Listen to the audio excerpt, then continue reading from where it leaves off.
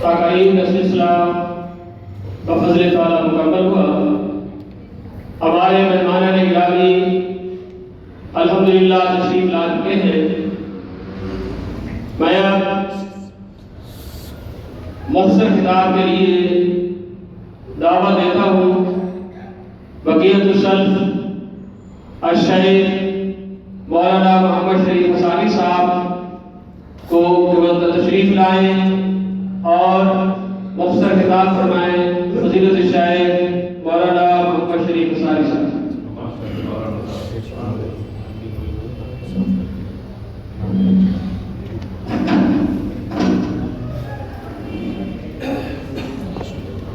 السلام علیکم ورحمۃ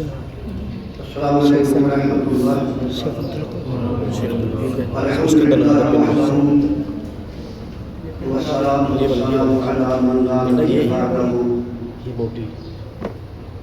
اعوذ باللہ من الشیطان الرجیم، بسم اللہ الرحمن الرحیم۔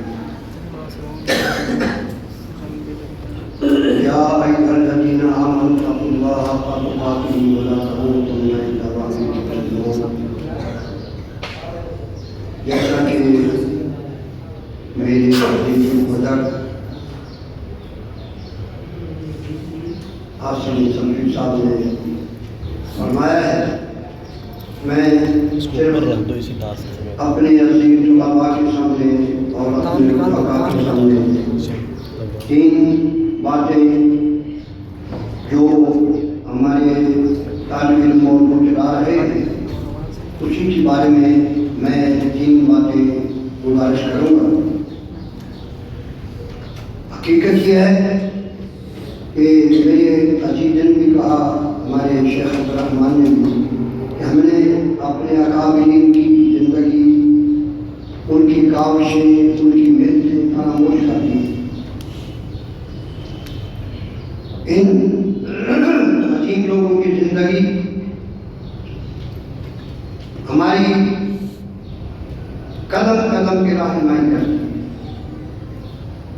حقیقت یہ ہے، میں اپنے کئی پروگراموں میں کہا کرتا ہوں کہ اگر ہم علامہ شاہ ظہیر اللہ مرتضیٰ وہ جو ہمیں لٹریچر دے کر گئے اس کا مطالعہ کریں، ہمیں اور کسی کتاب کی ضرورت نہیں رہتی۔ اسی طرح مولانا ابراہیم میر شاہ کوٹی نور اللہ مرتضیٰ ان کی زبان سے یہ کلمات نکلے ہوئے کہ مجھے علم نہیں ہے کہ میں نے کتنی کتابیں تصانیف کی ہیں لکھی۔ اسی طرح ہمارے شیخ جس کا تذکرہ مولانا ثناء اللہ نور اللہ مرتضیٰ ہو رہا ہے، یہ اللہ کا بہت بڑا احسان تھا۔ حج جزاء الاحسان الا الاحسان، اللہ کا یہ بہت بڑا احسان تھا۔ انہوں نے جو بھی باطل فرقے، گمراہ فرقے اٹھے، انہوں نے نہ دن دیکھا نہ رات دیکھا، ڈٹ کے الحمدللہ مقابلے کیے ہیں اور ہر مقام پہ اللہ تعالیٰ نے ان کی ذات کو کامیابی دی۔ یہ ان لوگوں کی اصل خوبی، ان میں جو تھا، تقویٰ تھا، پرہیزگاری تھی۔ جب آدمی جو تقویٰ پرہیزگاری کیا کر لیتا ہے، پھر اللہ تعالیٰ اس کی قدم قدم پہ معاملات اور مدد فرماتا ہے۔ ان لوگوں کا جو ظاہر تھا وہی باطن تھا، یہ نہیں کہ دل میں کچھ ہو اور زبان پہ کچھ ہو۔ جو یہ کہتے تھے اسی کے مطابق، یا ایھا الذین آمنوا لم تقولون ما لا تفعلون کبر مقتا عند اللہ ان تقولوا ما لا تفعلون۔ میں نے گزارش کی ہے کہ میں بہت مختصر وقت چند باتیں مولانا صاحب کی مثال کے ساتھ گزارش کروں گا کہ لاہوریوں کی، یہ قادیانیوں کی دو جماعتیں ہیں۔ ایک لاہوری ہے، یہ غلام احمد قادیانی کو مجدد سمجھے کہ یہ دین کی تجدید کرنے کے لیے آیا ہے، اور جو قادیانی ہیں وہ غلام احمد قادیانی کو نبی سمجھتے ہیں۔ لاہوریوں نے پروگرام رکھا، شیخ الاسلام مولانا ثناء اللہ مرتضیٰ کو دعوت دی کہ لگی ہم غلام احمد کو نبی نہیں مانتے، مجدد مانتے ہیں، آپ کا ان کے ساتھ پوری زندگی مناظرے مجادلے ہوتے رہے ہیں، گفتگو ہوتی رہی ہے، ذرا حضرت کی سیرت پہ چند کلمات کہہ لیں۔ ہم نبی نہیں مانتے، وہ مجدد ہے، حضرت کی سیرت پہ چند کلمات کہہ لیں۔ شیخ نے ٹائم دے دیا، اب ساری حدیث جماعت اس کے یہ معاملہ کیا ہے؟ مولانا ثناء اللہ قادیانیوں کے اسٹیج پہ، اللہ تعالیٰ فضل و کرم کرے، انسان میں کمزوریاں ہیں، بات کیا ہے؟ مولانا صاحب تشریف لے گئے، نفر اللہ مرحبا، اسٹیج لگ گیا، پہلے لاہوری پارٹی جو تھی اس کی بات بارے میں بیان کرتی رہی۔ مولانا صاحب اسٹیج پہ آئے، انہوں نے اعلان کیا کہ اب مولانا احمد شریف نفر اللہ مرحبا، اللہ کروڑ رحمت نازل فرمائے، تو یہ خطاب فرمائیں۔ مولانا صاحب تشریف لائے، سارے حدیث اللہ فضل کرے، کرم کر دے، کوئی زبان سے ایسا جملہ نہ نکل جائے، ساری زندگی کی کرائی آگ میں نہ مل جائے۔ مولانا صاحب تشریف لائے اور بغیر خطبے کے، بغیر تمہید کے شیخ نے ایک شعر کا پیش کیا، پوری توجہ کے ساتھ ساتھی سنے کہ میرے یار کے ظاہر دو ہی نشان ہیں، پوری جناب رضائیت کا مرد بھی وہ جناب ایسی شخصیت، اتنی بڑی شخصیت، آج پتہ نہیں کیا کیا ان کے علامتیں اور نشانیاں ان کی بیان ہو گئی حضرت صاحب کی۔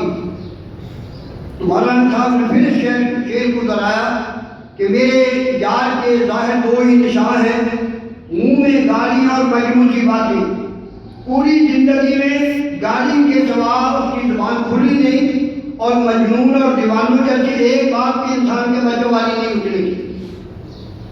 ایک شعر میں مولانا صاحب نے ان کا کھاتا پورا کر کے الحمدللہ رب العالمین۔ اسی طرح شیخ کی ایک جگہ کسی دوست نے دعوت کی جس میں انگریز بھی تھے، مسلمان بھی تھے، شیخ صاحب بھی تشریف فرما کے نفر اللہ مرحبا، مولانا ثناء اللہ رحمۃ اللہ علیہ، اس نے لا کے آم رکھے، آم انگریز جو آئے ہوئے تھے انہوں نے ایک آم کھایا، دوسری پھینکی، مولانا صاحب نے ایک آم کھایا، دو کھائے، تین کھائے، انگریز نے مولانا صاحب کو مخاطب ہو کر کہا کہ مولانا صاحب دیکھا نہیں ہے، وہ گدھا آیا نا، اس نے گٹھلیاں وغیرہ سن گیا، سن کے پیچھے ہٹ گیا، تو کہنے لگے دیکھا نہیں آپ نے، گدھے بھی آم نہیں کھاتے، گدھے بھی آم نہیں کھاتے۔ مولانا صاحب فرمانے لگے کہ یہ گدھوں کے لیے نہیں ہے، یہ انسانوں کے لیے، انسان آم کھایا کرتے، گدھے نہیں کھایا کرتے۔ اتنا اللہ تعالیٰ نے پاکیزہ ذہن اور حاضر جوابی دی تھی جس کی مثال نہیں۔ آخری یہ گزارش میں کر کے بات کو ختم کرتا ہوں کہ ایک مجلس میں انگریز بھی تھے، مولانا صاحب بھی تشریف فرما تھے، تو انگریز ایک کھڑا ہوا کہنے لگا کہ اللہ تعالیٰ ہر ایک زبان جانتا ہے لیکن انگلش نہیں جانتا، انگریز بھی نہیں جانتا۔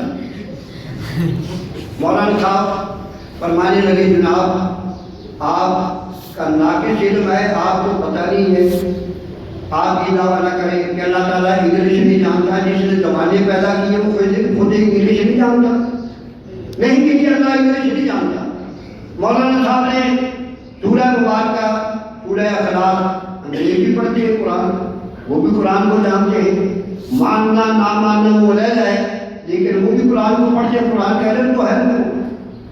تو مولانا صاحب نے قرآن حکیم کی جو سورہ اخلاق ہے اس کو تلاوت کیا کہ قرآن حکیم کی چھوٹی سورہ اخلاق ہے، قل هو اللہ احد اللہ الصمد، قل هو اللہ احد، احد ایک دو تین چار پانچ چھ آگے شروع ہو گیا۔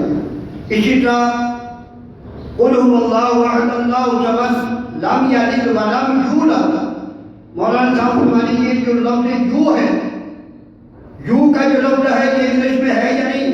کہنے لگے بالکل ہے، پھر آگے کہنے لگے انگلش لم یلد ولم WXYZ آگے انگلش شروع ہوگی ساری۔ تو اللہ تعالیٰ نے شیخ کو وہ دیکھ دیا تھا، حضرت جوابی دی تھی کہ ہر ایک کا منہ توڑ جواب دیتے تھے۔ اللہ تعالیٰ ان کی قبر کو منور کرے.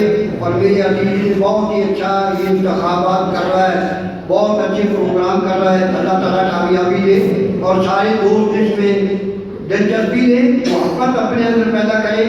اور آج مجھے سب سے زیادہ یہ خوشی ہوئی کہ میرے عزیز فاضل علامہ جو ہمارے اسٹیج کے زینت ہیں, بہترین مقرر, حقیقت یہ ہے وہ اسٹیج میں مزہ نہیں رہا. بھٹی صاحب کو اللہ تعالیٰ شفا دے, چین دے, کامیابیاں دے.